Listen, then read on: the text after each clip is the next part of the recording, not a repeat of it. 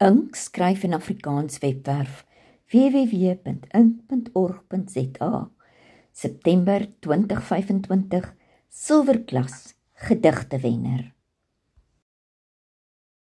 Simfonie uit die pen van Rita van Deventer.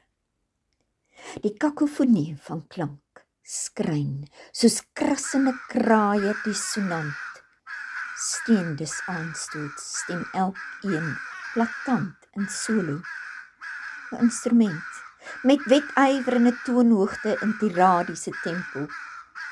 Kerm crescendos, selfsugtig, falsetto en stryd teen tyd. Wanneer maestro sy stokkie lig, daal doodse stilte sereen neer.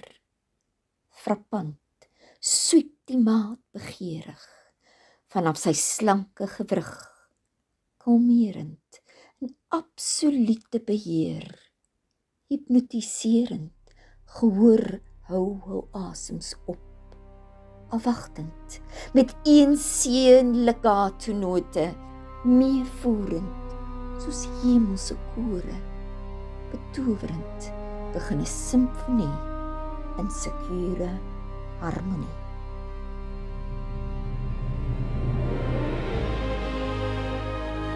Voorgeles en saamgestel deur Christa Diedriks.